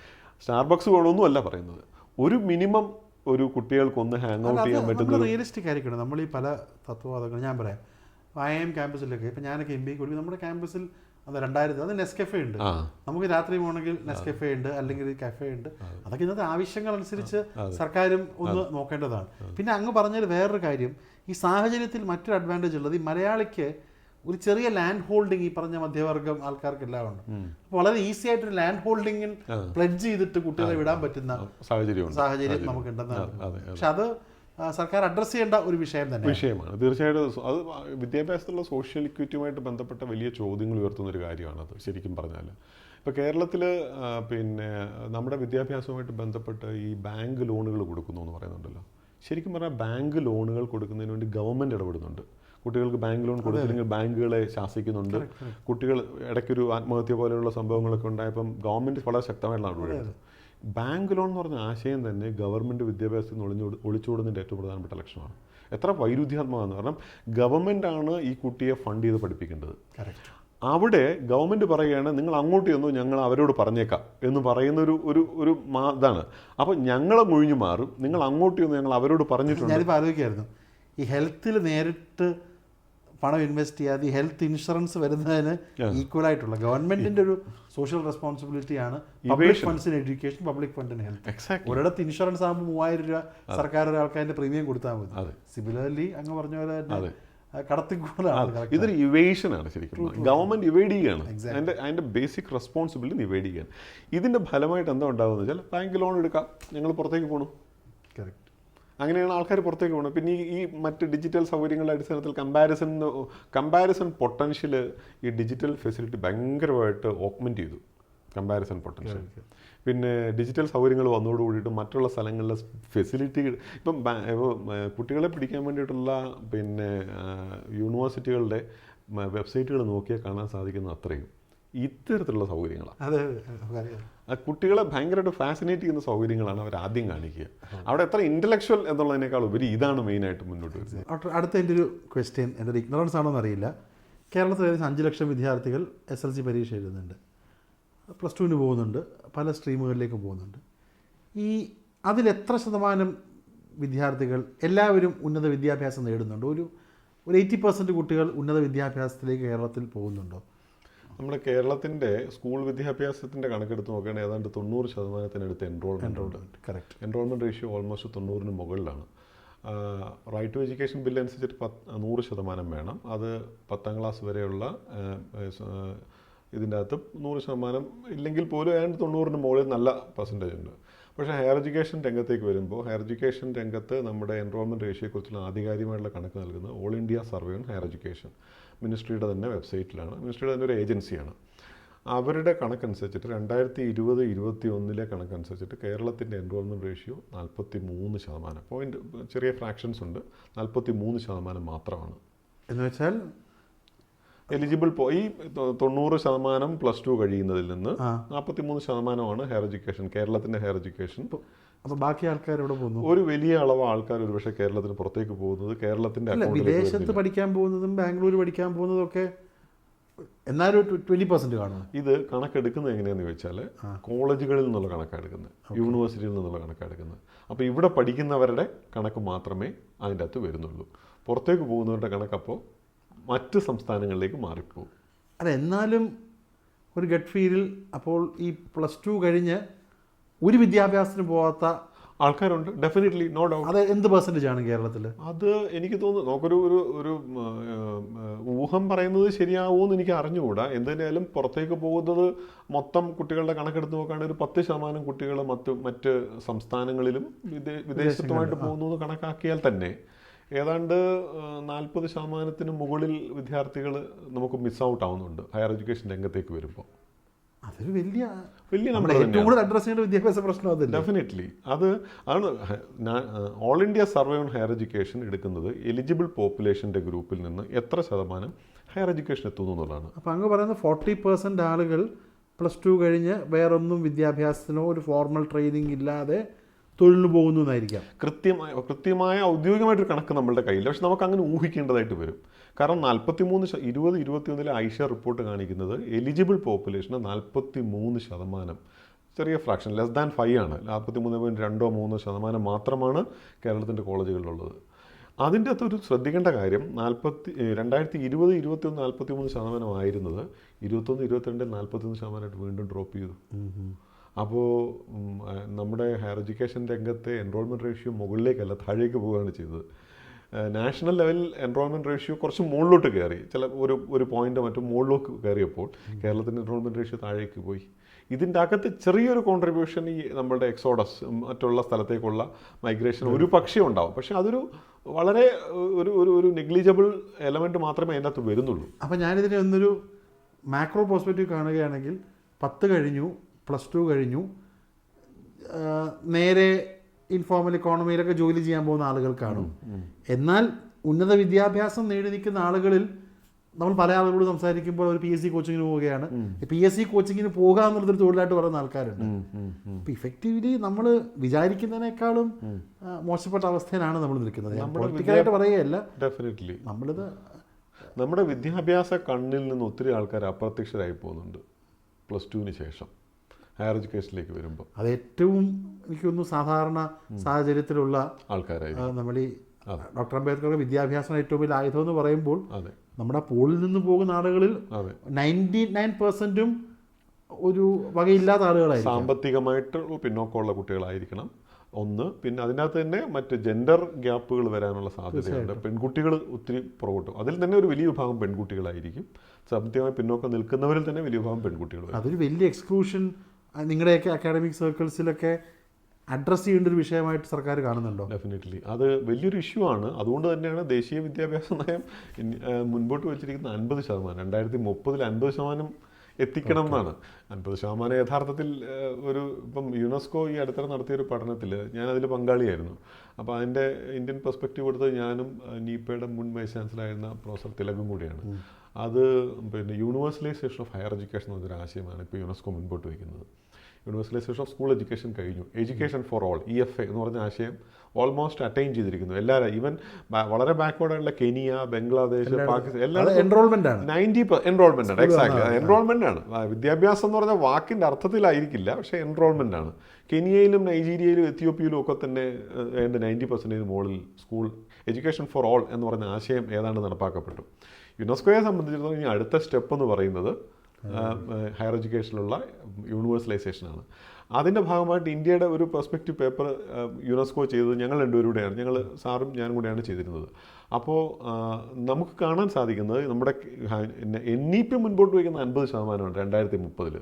വളരെ റിയലിസ്റ്റിക് ആയിട്ടുള്ള കാഴ്ചപ്പാട്. കാരണം പക്ഷെ അതിൻ്റെ അർത്ഥം 50% മാത്രം പഠിച്ചു തോന്നിയാൽ മതി, ബാക്കി ആൾക്കാർ നിങ്ങൾക്ക് ആവശ്യമുള്ള ഇൻഫോർമൽ എക്കോണമിയിൽ നിൽക്കട്ടെ, കോൺട്രാക്ട് ലേബർ കാഷ്വലായിട്ട് നിൽക്കട്ടെ, ഈ പറഞ്ഞ ഇക്കോണമിയുടെ ഭാഗമായിട്ട് മാറുക എന്നുള്ളതൊക്കെ തന്നെയാണ് സർക്കാർ പറയുന്നത്. ഒത്തിരി ആൾക്കാർ പാവപ്പെട്ടവരായിട്ട് പഠിക്കാൻ നിൽക്കട്ടെ എന്നാണ് സർക്കാർ പറയുന്നത്. വലിയൊരളവ്. അതിനകത്ത് കേരളത്തിൻ്റെ കാര്യം എടുത്ത് നോക്കിയാൽ കേരളത്തിന് 43% ഉള്ളൂ. വളരെ എഡ്യൂക്കേഷനിൽ അഡ്വാൻസ്ഡ് ആയിട്ടുള്ള കൺട്രിയാണ് കേരളം, സ്റ്റേറ്റാണ് കേരളം. ബാക്കി സംസ്ഥാനം ഹയർ എഡ്യൂക്കേഷൻ നോക്കുമ്പോൾ ഈ പറയുന്ന പോലെ പറയപ്പെടുന്ന ബീമാരു സ്റ്റേറ്റ്സ്, ബീഹാർ, UP-യിലെയൊക്കെ പോലെ തന്നെയാണ് നമ്മുടെ അവസ്ഥ. ഡെഫിനറ്റ്ലി. പിന്നെ തമിഴ്നാടിനും പിന്നെ കർണാടകത്തിനും ഒക്കെ ഈ 2020, 2021, 22 എത്തുമ്പം ഹയർ എഡ്യൂക്കേഷൻ എൻറോൾമെൻറ്റ് റേഷ്യോ മുൻപോട്ട് പോയി. കേരളത്തിൽ ഡ്രോപ്പ് ചെയ്തു.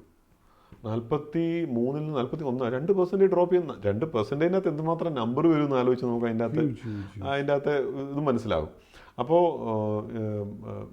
1800-കളിൽ പോലും വിദ്യാഭ്യാസത്തിൽ വളരെ പോസിറ്റീവായിട്ടുള്ള ആറ്റിറ്റ്യൂഡ് കാണിച്ച ഒരു വൈജ്ഞാനിക സമൂഹം ഉന്നത വിദ്യാഭ്യാസ രംഗത്തേക്ക് വരുമ്പോൾ എൻറോൾമെന്റ് റേഷ്യോയിൽ പുറകോട്ട് പോവുകയാണ്. ഇപ്പം റിയൽ ആയിട്ടുള്ള എഡ്യൂക്കേഷൻ്റെ കാര്യം തന്നെ വിടുക, അതിലേക്ക് പോകാതെ നമ്പർ മാത്രം കൗണ്ട് ചെയ്താൽ പോലും നമ്മൾ പുറകോട്ട് പോയിക്കൊണ്ടിരിക്കുന്നു എന്നുള്ളതാണ് വാസ്തവം. പക്ഷെ മുൻപോട്ട് പോകാനുള്ള ശ്രമങ്ങൾ ഉണ്ടാവേണ്ടതുണ്ട്. ഇപ്പോൾ അതിനു വേണ്ടിയിട്ട് ഗവൺമെൻറ് ഇപ്പോൾ NEP മുൻപോട്ട് വയ്ക്കുന്ന ഒരു പ്രധാനപ്പെട്ട ഒരു ആശയം എന്ന് പറഞ്ഞാൽ, ഇപ്പോൾ ഇന്ത്യക്ക് സ്വാതന്ത്ര്യം കിട്ടുന്ന സമയത്ത് ഇന്ത്യയുടെ ഹയർ എഡ്യൂക്കേഷൻ ആയിട്ട് <7% എൻറോൾമെൻറ്റ് റേഷ്യോ ഒക്കെ വളരെ പുറകോട്ടാണ്. ഇപ്പോൾ നമ്മുടെ ഇന്ത്യയിലുള്ള മൊത്തം വിദ്യാഭ്യാസ സ്ഥാപനങ്ങൾ എന്ന് പറഞ്ഞാൽ ഏതാണ്ട് കോളേജുകൾ എടുത്തു നോക്കുകയാണെങ്കിൽ ഏതാണ്ട് 48,000, 50,000 റഫ്ലി എസ്റ്റിമേറ്റ് ചെയ്തോളൂ. പിന്നെ യൂണിവേഴ്സിറ്റികൾ 1100 യൂണിവേഴ്സിറ്റികൾ. ഇത്രയാണ് നമ്മുടെ മൊത്തം വിദ്യാഭ്യാസ സ്ഥാപനങ്ങൾ. ഈ വിദ്യാഭ്യാസ സ്ഥാപനങ്ങൾ വെച്ചിട്ട് നമ്മുടെ ഇപ്പോഴത്തെ ഇന്ത്യയിലെ എൻറോൾമെൻറ്റ് റേഷ്യോ എന്ന് പറയുന്നത് ഏതാണ്ട് 30%, റഫ്ലി 30%. ഇത്രയും വെച്ചിട്ട് 2030 നിന്ന് 50% ആക്കണമെങ്കിൽ എന്താ വേണ്ടത്? ഈ 50,000 എന്ന് പറയുന്നത് മിനിമം ഒരു 1 ലക്ഷമെങ്കിലുമായിട്ട് വർദ്ധിക്കണം. എങ്കിലേ 60%. ഇപ്പം 30%, 60% എങ്കിലും ആക്കണേ. 50,000 കോളേജുകൾ 1 ലക്ഷമാക്കണം.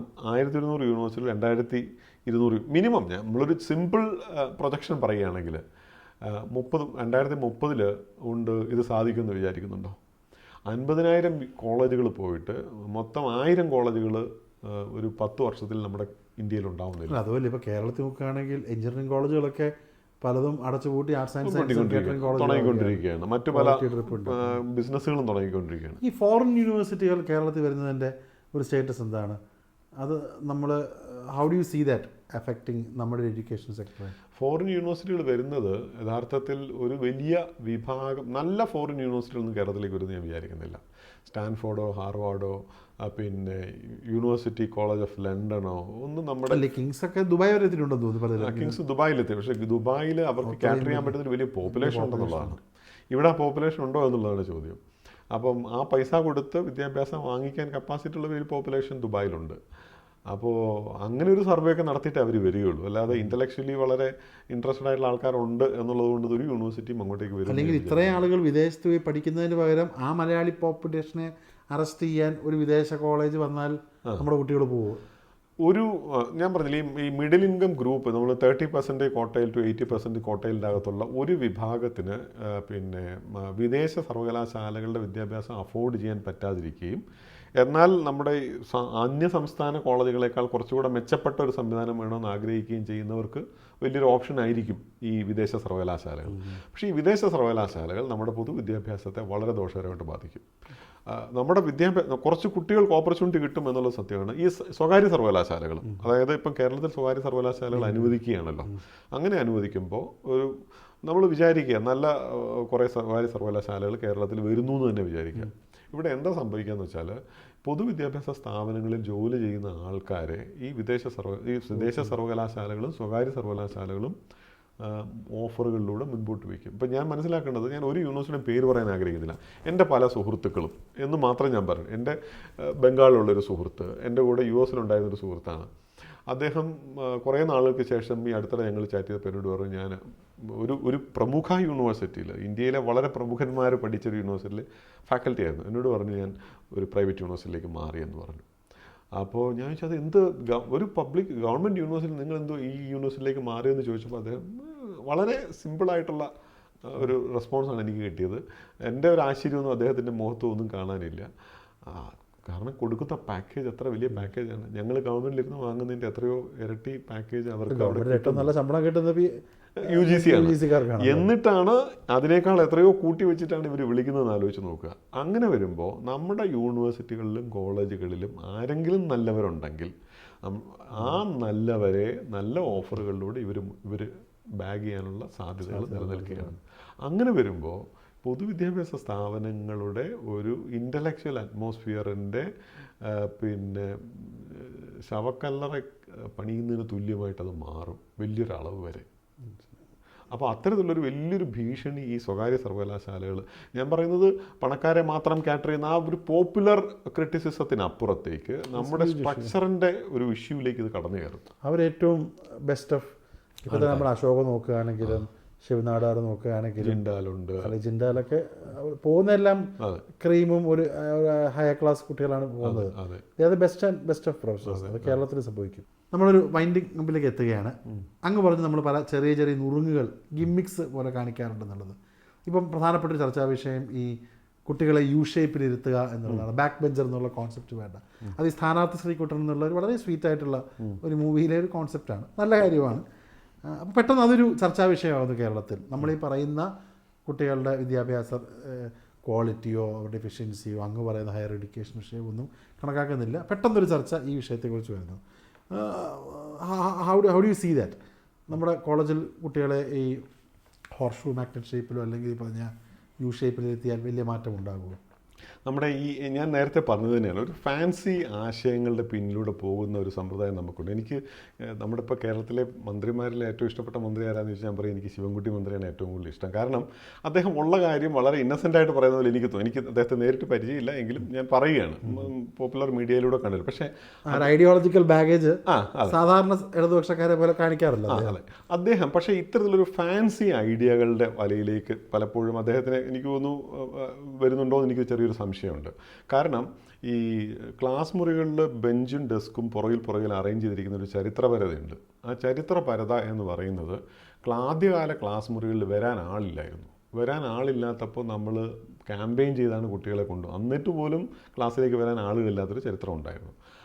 ക്ലാസ് മുറികളിലേക്ക് ആളുകൾ ഒഴുകി എത്തി തുടങ്ങിയപ്പോഴാണ് നമുക്ക് ക്ലാസ് മുറികളിലെ ആൾക്കാരെ ഏറ്റവും ഫീസിബിളായിട്ടുള്ള രീതിയിൽ ഇരുത്താൻ ഒരു സംവിധാനം ആവശ്യമായിട്ട് വന്നത്. അങ്ങനെയാണ് ബെഞ്ചുകളിലൂടെ നമ്മൾ ബെഞ്ചുകൾ ഇൻട്രൊഡ്യൂസ് ചെയ്തു. ബെഞ്ചും ഇപ്പോൾ ഇറാഷ് ഷോറൊക്കെ പറയുന്ന പോലത്തെ ക്രിറ്റിസിസം അതിൻ്റെ അകത്തുണ്ട്. ബെഞ്ചിനും ഡെസ്കിനും ഇടയിൽ കുട്ടിയെ സാൻഡ്വിച്ച് ചെയ്യുന്നതിലൂടെ അധ്യാപകൻ്റെ അപ്രമാദിത്വം കാണിക്കുകയാണെന്നൊക്കെയുള്ള വിമർശനങ്ങളൊക്കെ ഉണ്ട്. അധ്യാപകൻ മൂവ് ചെയ്യുന്നതുകൊണ്ട് വിദ്യാർത്ഥികളുടെ മൂവ്മെൻറ്റിനെ അവിടെ അറസ്റ്റ് ചെയ്യുന്നുണ്ട്. അപ്പോൾ പക്ഷേ ഇതിൻ്റെ അകത്ത് ഒരു വലിയ ചരിത്രപരമെന്ന് പറഞ്ഞാൽ ക്ലാസ്സിലെ വിദ്യാഭ്യാസം ജനകീയവൽക്കരിക്കപ്പെടുകയും ക്ലാസ് മുറികളിലേക്ക് കുട്ടികൾ ഒഴുകിയെത്തുകയും ചെയ്തപ്പോൾ അവിടെ അക്കോമഡേറ്റ് ചെയ്യുന്നതിന് ചില ശാസ്ത്രീയ സംവിധാനങ്ങൾ ആവശ്യം. അങ്ങനെയാണ് നടുക്കൂടെ അധ്യാപകന് നടക്കാനുള്ള വഴി 2 വശങ്ങളിലൂടെയും പുറകിലൂടെയും മുന്നിലൂടെയും അധ്യാപകൻ ഇങ്ങനെ നടക്കാനുള്ളൊരു വഴി ഇട്ടുകൊണ്ടാണ് ഇത്തരത്തിലുള്ള ഡെഞ്ചിൻ ഡെസ്കുകൾ ആശയം മുൻപോട്ട് വന്നത്. അവിടെ കൂടുതൽ കുട്ടികളെ ഇരുത്താനായിട്ട് സാധിക്കുമായിരുന്നു.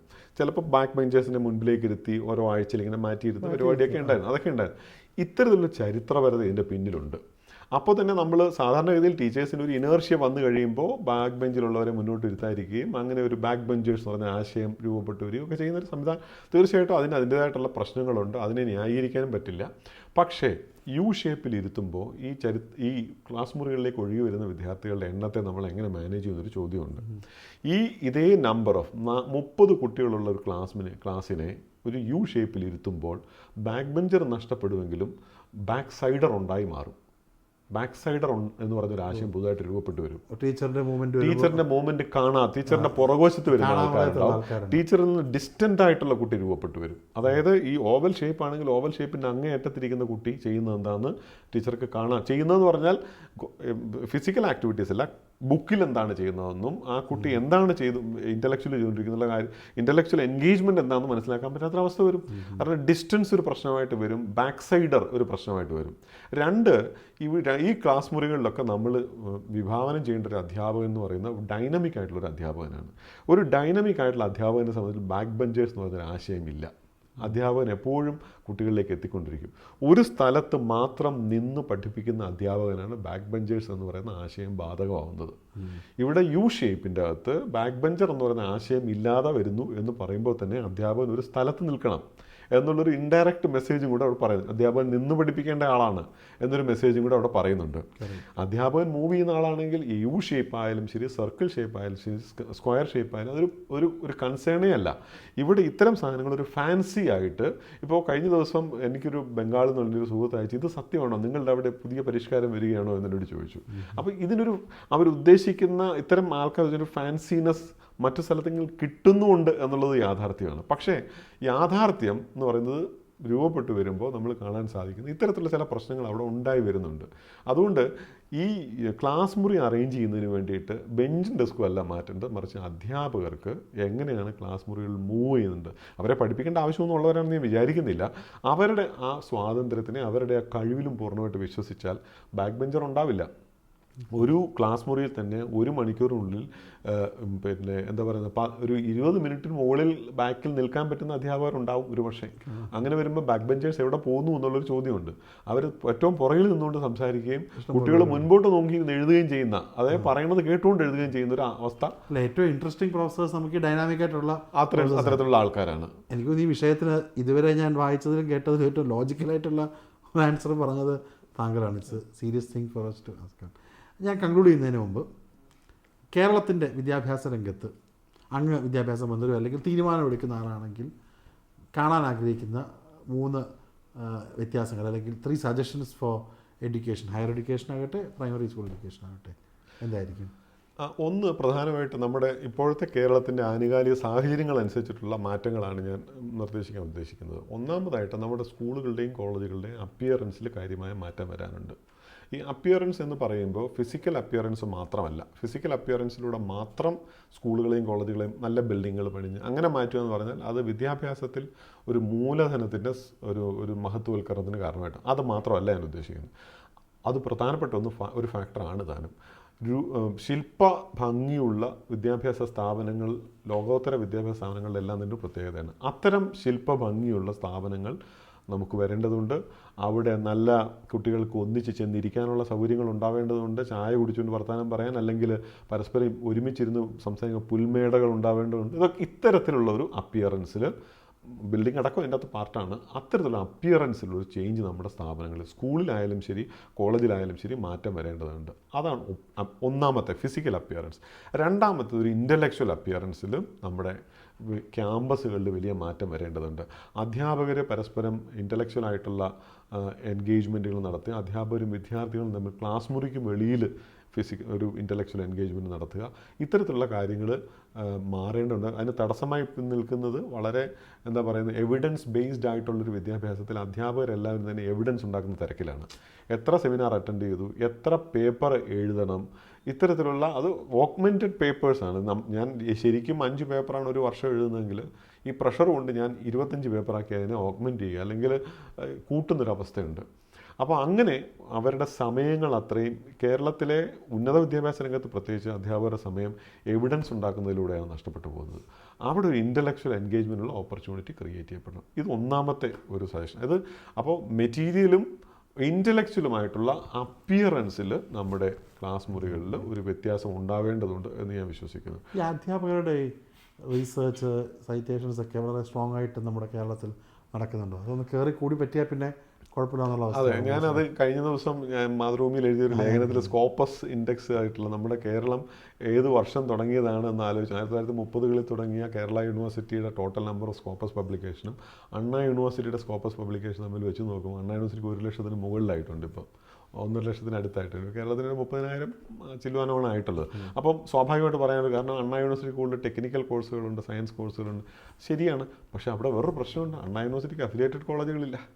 കേരള യൂണിവേഴ്സിറ്റിക്ക് എത്രയോ അഫിലിയേറ്റഡ് കോളേജുകളും കൂടെ കൂട്ടിയിട്ടാണ് ഈ നമ്പർ വരുന്നതെന്നുള്ളതാണ് അതിൻ്റെ യാഥാർത്ഥ്യം.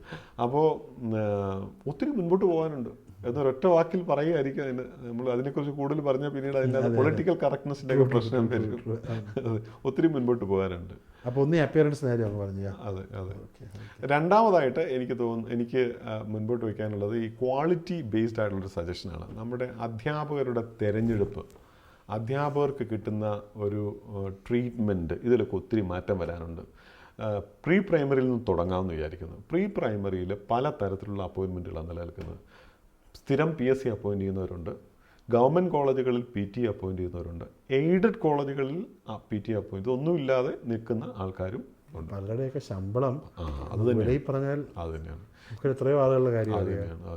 ഞാൻ ഈ അടുത്തൊരു കുറച്ചൊരു ചെറിയൊരു പഠനം ഇത്തരം ആൾക്കാരെ കണ്ടു, സംസാരിച്ചു. 15 വർഷം ജോലി ചെയ്ത ഒരു സ്ത്രീ 5,000 രൂപ ശമ്പളം മേടിക്കുന്നവരെ ശബരിക്ക് വിശ്വസിക്കാൻ പറ്റും? ഇന്നത്തെ നമ്മുടെ കേരളത്തിൽ വിശ്വസിക്കാൻ പറ്റും? 5,000 രൂപ ശമ്പളം. അത് കോളേജിൻ്റെ സ്കൂളിൻ്റെ നേച്ചറൊന്നും പറയാൻ, ഒരു പ്രീ പ്രൈമറി സ്കൂളാണ്. അവർക്ക് പിന്നെ ദിവസം ബസ്സിൽ കയറി വരണം. പിന്നെ അവർക്ക് ഒരു ഒരു ടീച്ചറല്ലേ, മറ്റുള്ള സാർമാർ എടുക്കുന്ന ഒരു സാരി എടുത്തുകൊണ്ട് വരണ്ടേ? അവരൊക്കെ ഡെഡിക്കേറ്റഡ്, പ്രത്യേകിച്ച് പ്രീ പ്രൈമറിയിലൊക്കെ വളരെ ഡെഡിക്കേറ്റഡ് ആയിട്ട് ആൾക്കാർ, ടീച്ചേഴ്സ് ഉണ്ട്. ആ സ്കൂളിൽ എപ്പോഴെങ്കിലും ഒരു അധ്യാപക വേക്കൻസി വരും എന്നുള്ള വിശ്വാസത്തിൽ അങ്ങ് പറഞ്ഞാൽ 10-15 വർഷമായിട്ട് 5,000 രൂപ ശമ്പളം കിട്ടുന്ന എത്രയോ അധ്യാപകരുണ്ട്. ആനുവൽ ഇൻക്രിമെന്റ് 50 രൂപ മേടിക്കുന്ന ഹൈസ്കൂൾ അധ്യാപകരുണ്ട് കേരളത്തിൽ, അറിയോ? ആനുവൽ ഇൻക്രിമെന്റ് 50 രൂപ 100 രൂപ ഒക്കെ മേടിക്കുന്ന ഹൈസ്കൂൾ അധ്യാപകരുണ്ട്. അപ്പോൾ എന്താണ് നമ്മുടെ ഇത് ഗവൺമെൻറ്റിന് അറിയാഞ്ഞിട്ടല്ലല്ലോ, ഗവൺമെൻറ്റിനും ഉത്തരവാദിത്തപ്പെട്ടവർക്ക് ഇത് അറിയാഞ്ഞിട്ടാണോ?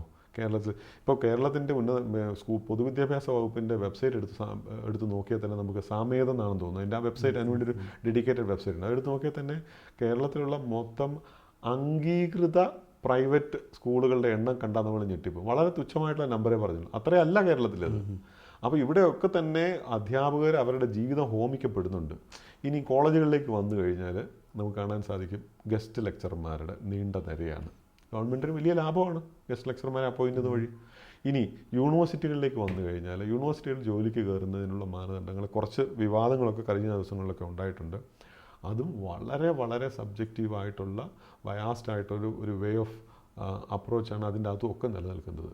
അപ്പോൾ ഈ മൊത്ത സമ്പ്രദായം ഈ ടീച്ചർ ക്വാളിറ്റി എന്ന് പറഞ്ഞൊരു ആശയത്തെ, അതായത് 5,000 രൂപ മേടിച്ച് പഠിപ്പിക്കുന്ന ഒരു പ്രീ പ്രൈമറി ടീച്ചർ ഒരു കുട്ടി കരയുമ്പോൾ എത്ര വാത്സല്യത്തോടു കൂടി എടുക്കണം എന്നാണ് നമ്മൾ വിചാരിക്കേണ്ടത്. അല്ല, അവർ പക്ഷേ എടുക്കുന്നില്ല. ഞാൻ പറഞ്ഞു വന്നത്, അവർ പ്രത്യേകിച്ച് പെൺകുട്ടികളൊക്കെ വളരെ ഡെഡിക്കേറ്റഡ് ആയിട്ട് നിൽക്കുന്നുണ്ട്. പക്ഷേ അങ്ങ് പറഞ്ഞത് ശരിയാണ്. നമുക്ക് ഈ സ്നേഹവും വാത്സല്യവും ഒന്നും ആർട്ടിഫിഷ്യലായിട്ട് ഡ്രോ ചെയ്യാൻ പറ്റൂലല്ലോ. വീട്ടിലെ ബുദ്ധിമുട്ടുകൾ, സാമ്പത്തിക പരാധീനതകൾ, വീട്ടിലെ അസുഖങ്ങൾ, ഇതൊക്കെ കഴിഞ്ഞ് വീട്ടിലേക്ക് വരുന്നൊരു കുട്ടിയോട്, ഒരു ടീച്ചറോട് നിങ്ങൾ പെട്ടെന്ന് പോസിറ്റീവ് ആകൂ എന്ന് പറഞ്ഞാൽ ഉണ്ടാകുന്നൊരു വൈരുദ്ധ്യാത്മകത ഉണ്ടല്ലോ, അത് നമ്മുടെ സ്കൂളുകളിൽ ഉണ്ടാകുന്നുണ്ട്. ഇന്നിപ്പോൾ കേരളത്തിൽ നിലനിൽക്കുന്നതിലെ മെജോറിറ്റി സ്കൂൾ ടീച്ചേഴ്സ് എന്ന് പറയുന്നത് പിന്നെ ഗവൺമെൻറ് സെക്ടറിലല്ല, സ്വകാര്യ മേഖലയിലാണ്.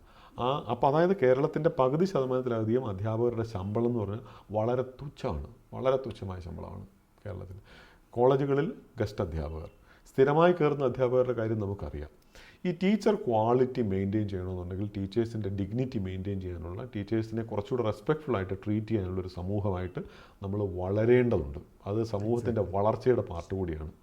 പെർമനൻ്റായിട്ട് ഇപ്പോൾ ഞങ്ങളൊക്കെ സ്ഥിരം ജോലി എന്ന് പറഞ്ഞാൽ വലിയ ഭാഗ്യവാന്മാരായിട്ട് മാറുന്നൊരവസ്ഥ ഉണ്ടാകുന്നുണ്ട്. അങ്ങനെ ആവരുത്. ഞങ്ങൾക്കൊരു ജൂനിയേഴ്സ് ഉണ്ടായി വരേണ്ട ഒരു സാഹചര്യമുണ്ട്. സ്കൂളിലായാലും ശരി, ഈ അൺഎയ്ഡഡ് സ്കൂളുകളിലായാലും ശരി, അങ്ങനെ ഒരു സാഹചര്യം ഇതുകൊണ്ട് ജീവിക്കാൻ പറ്റുന്നൊരു സംരംഭമാണ് എന്ന്, ഒരു പ്രൊഫഷനാണ് എന്ന് എല്ലാവർക്കും തോന്നേണ്ടതുണ്ട്. അങ്ങനെ തോന്നാത്തടത്തോളം കാലം നമ്മൾ കുക്ക് ചെയ്ത വിദ്യാഭ്യാസ മേന്മ നമുക്കിങ്ങനെ പാടി പറഞ്ഞുകൊണ്ടിരിക്കേണ്ട ഒരവസ്ഥ ഉണ്ടായി വരുന്നുണ്ട്. മൂന്നാമതായിട്ട് എനിക്ക് പറയാനുള്ളത്, നമ്മുടെ ഈ വിദ്യാഭ്യാസ മേഖലയിൽ ഈ സോഷ്യൽ ഇക്വിറ്റിയുടെ പ്രധാനപ്പെട്ട ഒരു ന്യൂനത നമ്മളിപ്പോൾ കാണുന്നുണ്ട്. കാരണം ഈ വിദ്യാഭ്യാസ സ്ഥാപനങ്ങളുടെ ചോയ്സ്, സ്കൂൾ ചോയ്സ് എന്ന് പറഞ്ഞൊരു ആശയം US-ലും മറ്റും പ്രോഗ്രസീവായിട്ടുള്ള ആൾക്കാരുടെ വലിയ വിമർശനങ്ങളുള്ള, അവരുടെ വിമർശനത്തിന് പ്രധാനപ്പെട്ട കാരണം ഒരു പേരൻറ്റിന് സാമ്പത്തികമായി, ട്രംപിൻ്റെ വലിയ ആശയമാണ് സ്കൂൾ ചോയ്സ്. പുറകോട്ട് നിൽക്കുക എന്ന് പറഞ്ഞാൽ ഞങ്ങൾ വൗച്ചർ തരും, നിങ്ങൾ എവിടെ വേണേൽ പോയി ചേർന്നോ എന്നുള്ളതാണ്. അപ്പോൾ പ്രോഗ്രസീവ് ആയിട്ടും സോഷ്യലിസ്റ്റ് ആയിട്ടുള്ള ആൾക്കാരുടെ വിമർശനം എന്ന് പറഞ്ഞാൽ government money goes into private hands എന്നുള്ളതാണ്. പണം കൊടുത്താൽ ഇവർ പ്രൈവറ്റ് സ്ഥാപനങ്ങളിൽ കൊണ്ട് ചേർക്കും, ഗവൺമെൻറ് സ്ഥാപനങ്ങളിൽ ചേർക്കില്ല. അതുകൊണ്ട് ഗവൺമെൻറ് പണം കൊടുക്കണു, money is flowing in to the hands of the private people. അപ്പോൾ അങ്ങനൊരു വലിയ വിമർശനമാണ്. ഗവൺമെൻറ്റിൻ്റെ പണം പ്രൈവറ്റിലേക്ക് എത്തിക്കാനുള്ള മാർഗ്ഗമായിട്ടാണ് സ്കൂൾ ചോയ്സ് അവിടെ മാറ്റപ്പെടുന്നത്. അതിൻ്റെ നെഗറ്റിവിറ്റി എല്ലാം അവിടെ നിലനിൽക്കുമ്പോൾ തന്നെ ഞാൻ സ്കൂൾ ചോയ്സ് അല്ല ഞാനിവിടെ ഉദ്ദേശിക്കുന്നത്. സ്കൂൾ ചോയ്സ് മാത്രമല്ല, ഇൻസ്റ്റിറ്റ്യൂഷണൽ ചോയ്സ്. നമ്മുടെ കേരളത്തിൻ്റെ ഒരു സാഹചര്യം എടുത്ത് നോക്കിയാൽ, മെഡിക്കൽ എൻട്രൻസ് എക്സാമിനേഷൻ എടുത്ത് നോക്കുക, സ്റ്റേറ്റ് എൻട്രൻസ് എക്സാമിനേഷൻ എടുത്താൽ 2000-ലൊക്കെ എത്തുന്നൊരു കുട്ടിക്ക് ചിലപ്പോൾ ഒരു പെരയൊക്കെ ചിലപ്പോൾ കിട്ടിയെന്നിരിക്കും, ഒരു മെഡിക്കൽ കോളേജിൽ അഡ്മിഷൻ കിട്ടിയെന്ന്. എനിക്ക് എക്സാക്ട്ലി അറിഞ്ഞുകൂടാ കഴിഞ്ഞ വർഷത്തെ എത്രയാണെന്നാണ്, ഒരു അപ്രോക്സിമേറ്റ്ലി എന്ന് വെച്ചോളൂ. അല്ലെങ്കിൽ 1500 വരെ കിട്ടുന്നൊരു കുട്ടിക്ക് ഒരു മെഡിക്കൽ കോളേജിലോ അല്ലെങ്കിൽ സെൽഫ് ഫിനാൻസിങ്ങിലോ മെറിറ്റിലോ കിട്ടുമെന്ന് വിചാരിക്കാം. പക്ഷേ 25,000 നിൽക്കുന്നൊരു കുട്ടിക്കും കേരളത്തിൽ മെഡിക്കൽ കോളേജിൽ അഡ്മിഷൻ കിട്ടും. 2001 നിൽക്കുന്ന കുട്ടിക്ക് കിട്ടാതെ വരുമ്പോൾ 25,000 നിൽക്കുന്ന കുട്ടിക്ക് കിട്ടുന്നൊരവസ്ഥ കേരളത്തിലുണ്ട്. അത് കേരളത്തിൽ മാത്രം, ഇന്ത്യയിൽ മൊത്തമുണ്ട്. നമ്മൾ പുരോഗമനം ഉള്ളൊരു സമൂഹമാണെങ്കിൽ എന്തുകൊണ്ട് ഈ അനീതി കേരളത്തിൽ നിലനിൽക്കുന്നു എന്നതാണ്. അല്ല, ഉദ്ദേശിച്ചത് റിസർവേഷൻ്റെ ആനുകൂല്യം അല്ല, റിസർവേഷൻ ആനുകൂല്യം അല്ല, അങ്ങനെയല്ല. ഈ റിസർവേഷൻ ഇപ്പം ഒരേ കാറ്റഗറിയിൽ തന്നെ വരുന്നെന്ന് വിചാരിക്കുക.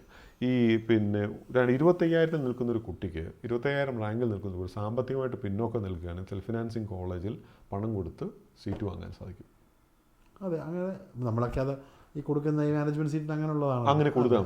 പക്ഷേ അത് 2001 നിൽക്കുന്ന കുട്ടിക്ക് സാമ്പത്തികമായിട്ട് പിന്നോക്കമാണെങ്കിൽ പറ്റുന്നില്ല എന്നുള്ളതാണ്. 2001 റാങ്ക് ഉള്ളത് കിട്ടുന്നില്ലെങ്കിൽ സെൽഫ് ഫിനാൻസിങ് ഉള്ള ആൾക്ക് ഏതെങ്കിലും വഴിയിലൂടെ കയറാൻ കിട്ടുന്നുണ്ട്.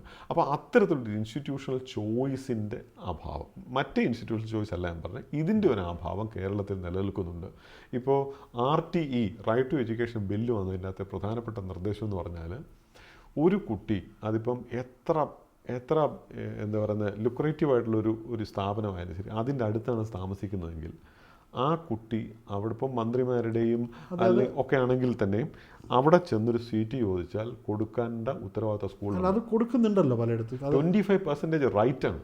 അല്ല, അത് കൊടുക്കുന്നുണ്ടെന്നാണ് വിശ്വാസം. പക്ഷെ ആരും പോണില്ല എന്നുള്ളതേ ഉള്ളൂ. ഇല്ല, പ്രൈവറ്റ് സ്ഥാപനങ്ങൾ, എനിക്കറിയുന്ന പ്രൈവറ്റ് സ്ഥാപനങ്ങളിലൊക്കെ അവർ പല വഴിക്ക് അത് ചെയ്യുന്നുണ്ട്. പക്ഷേ 25% ഉണ്ടോ എന്ന് എനിക്കറിയില്ല. But I know private institutions 25% as per റൂളാണ്.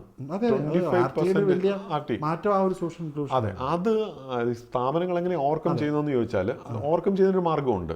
ഈ പാവപ്പെട്ട വീട്ടിലെ വിദ്യാർത്ഥി ഇവിടെ വരുമ്പോൾ ആ കുട്ടിക്ക് ടൂറിന് പോകാൻ പൈസ കാണില്ല, ബാക്കിയുള്ളവരുടെ മുമ്പിൽ ഇൻഫീരിയോറിറ്റി കോംപ്ലക്സ് കൊണ്ട് സ്വയം ഒരു അഗ്നിയിൽ വെന്ത് മരിക്കാൻ അവരെ ഇട്ടുകൊടുക്കും. അങ്ങനെ ചോറ് പാത്രം തുറക്കുമ്പോൾ ചിലപ്പോൾ ഇവരുടെ പാത്രത്തിലൊന്നും കാണില്ല, മറ്റേ പാത്രങ്ങൾ. ഇങ്ങനെ ഒരു ഇൻഫീരിയോറിറ്റി കോംപ്ലക്സിൻ്റെ വലിയൊരു അഗ്നികുണ്ഡത്തിലേക്ക് പിള്ളേരെ തള്ളിയിട്ട് ആ 25% ആരും തന്നെ അങ്ങനെ അധികം പോകുന്നുണ്ടെന്ന് ഞാൻ വിചാരിക്കുന്നില്ല. പക്ഷേ ഭരണഘടനയുടെ എന്താ പറയുന്നത്, അടിസ്ഥാന അവകാശം, ഫണ്ടമെൻ്റൽ റൈറ്റായിട്ട് ഈ സ്കൂൾ ചോയ്സ് വന്നിരിക്കുന്നത് നെയ്ബർഹുഡ് സ്കൂൾ എന്നാണ് അതിൻ്റെ പേര് പറഞ്ഞിരിക്കുന്നത്. ഇത് വിദ്യാഭ്യാസം ചെയ്യാനുള്ള പൗരൻ്റെ അവകാശമാണെന്നുള്ള അർത്ഥത്തിലാണ്. അത് ഉന്നത വിദ്യാഭ്യാസ രംഗത്തിൽ ഒട്ടുമില്ല. സ്കൂൾ എഡ്യൂക്കേഷനിൽ നടന്നുകൊണ്ടിരിക്കുന്നത് ഇങ്ങനെയാണ്. അപ്പോൾ അതുകൊണ്ട് ഒരു വിദ്യാർത്ഥിക്ക് അവൻ ഇഷ്ടപ്പെട്ട അല്ലെങ്കിൽ അവൾക്ക് ഇഷ്ടപ്പെട്ട ഒരു കോഴ്സ് പഠിക്കുന്നതിനുള്ളൊരു സാഹചര്യം നമ്മുടെ സംസ്ഥാനത്തിൽ ഇപ്പോൾ ഒട്ടുമില്ല. ഇപ്പോൾ ഒട്ടുമില്ല എന്നല്ല, ഇപ്പോൾ നിലനിൽക്കുന്നില്ല. കുറച്ച് പേർക്കൊക്കെ കിട്ടുന്നുണ്ട്.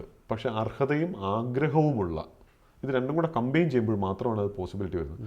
അർഹതയും ആഗ്രഹവുമുള്ള എല്ലാവർക്കും അവർക്ക് ഇഷ്ടപ്പെട്ട കോഴ്സുകൾ പഠിക്കാൻ പറ്റാതെ വരുന്നുണ്ട്.